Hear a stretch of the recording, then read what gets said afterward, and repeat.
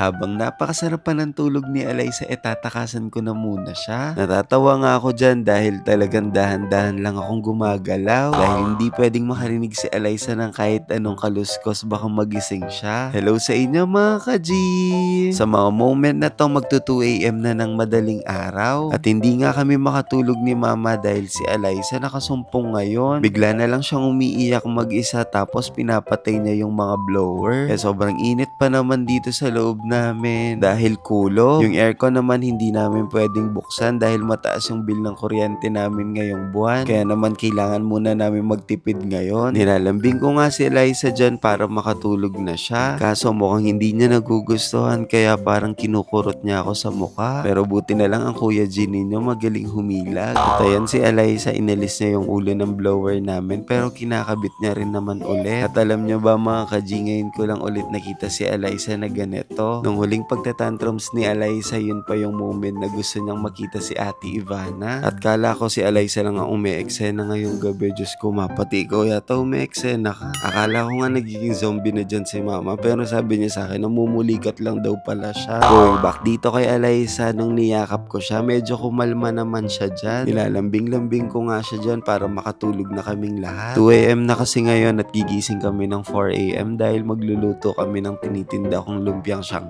At ayan, mabuti na lang talaga nakatulog na nga kami ni Eliza. At fast forward na mga ka-G, nung nagising na nga ako, dinatnan ko na si Mama dyan na nagluluto ng lumpiang Shanghai. At sa mga oras na yan, 5:30 AM na. Medyo na late nga kami ng gising ni Mama dahil napuyat kami kay Eliza. Sabi ko kay Mama dyan habang nagluluto siya, wag siyang magmamadali kung ano yung matatapos niya. Sige, yun na munang ibebenta ko. At ayan, mabuti na lang talaga, medyo maganda yung panahon ngayong umaga. Pero hindi ako nag-expect na hindi na uulan dahil makulimlim pa. Naglakad-lakad na muna ako para naman ma-exercise muna ako dyan. Ang sarap din kasi makalanghap ng sariwang hangin lalo na tuwing umaga. At habang nagluluto dyan si Mama, pumasok na ako sa loob ng bahay. Tinatnan ko si Eliza sa loob na masarap pa talaga yung tulog niya. At dahil hindi agad nakatulog si Eliza kagabi, hindi ko na muna siya isasamang magtinda ngayon. Hayaan ko na muna siyang matulog para at least makabawi siya sa pagtulog niya. At ako naman, agad na rin ako nagbihes dahil sa mga moment na to, magsi 6 o'clock AM na. Ang target ko, dapat bago mag 6:30 AM nandun na ako sa harap ng eskwelahan malapit dito sa amin. At buti na lang talaga masarap pa yung tulog ni Eliza. Dahan-dahan na nga ako naglakad dyan palabas ng bahay. Iniisip ko talaga pag nagising talaga si Eliza, lagot tayo. At ayan, mabuti na lang successful lang paglabas natin ng bahay. Ang gagamitin ko sa pagbebenta ngayong araw, etong motor na lang. Parang hindi naman kasi uulan ngayong araw, kaya naman magmumotor na lang muna ako. Bago ako malis ng bahay, humingi na muna ako ng guidance kay Lord. Mga ka-G,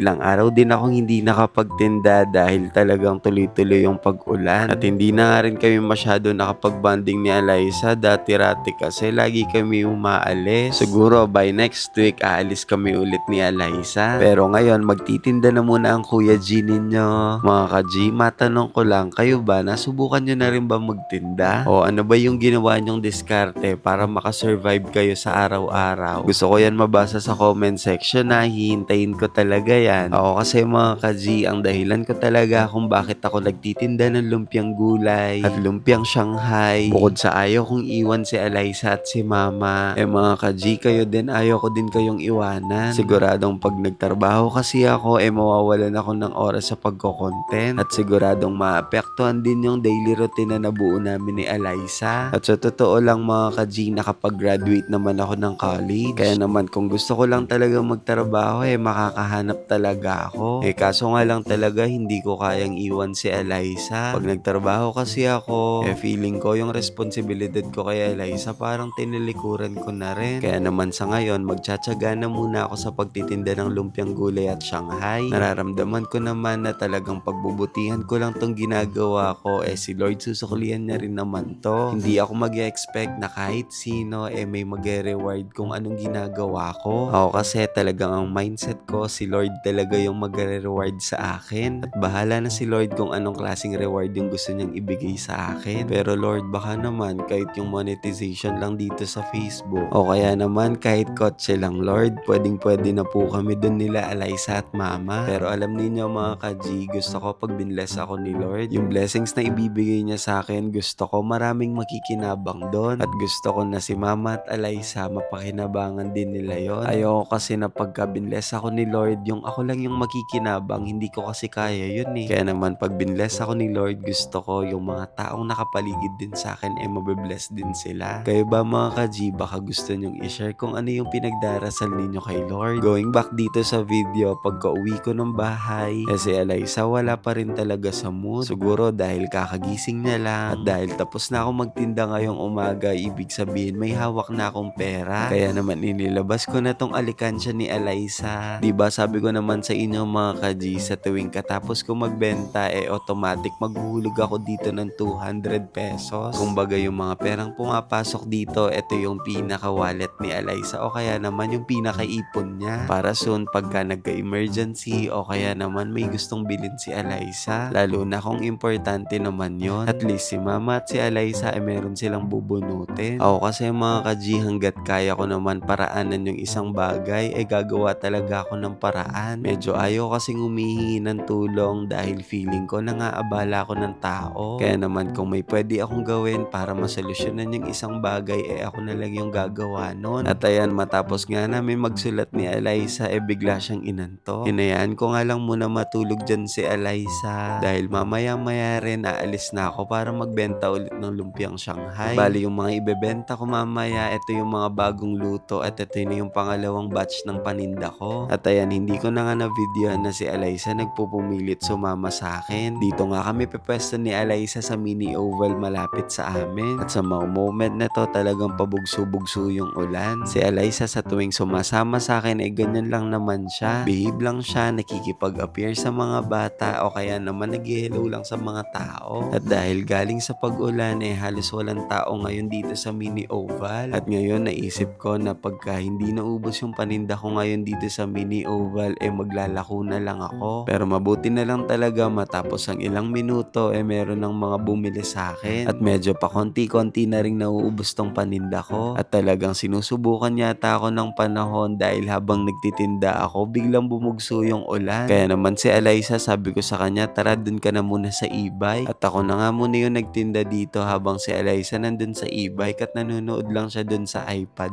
niya. At meron pa nga bumili sa akin dito ng mga pulis. Tinanong ko nga kung taga saan sila at sabi nila sa akin, taga Aurora pa daw yung isa, tapos yung isa naman taga Tarlac. Sabi ko sa kanila, grabe ang layo pa pala ninyo sir. O mga ka-G, siguro hanggang dito na lang muna, magtitinda na muna ako. Huwag kayong mag-alala dahil mauubos na rin to dahil konti na lang. Kita-kita na lang tayo ulit bukas ha. O sige na, bye-bye sa inyo mga ka-G.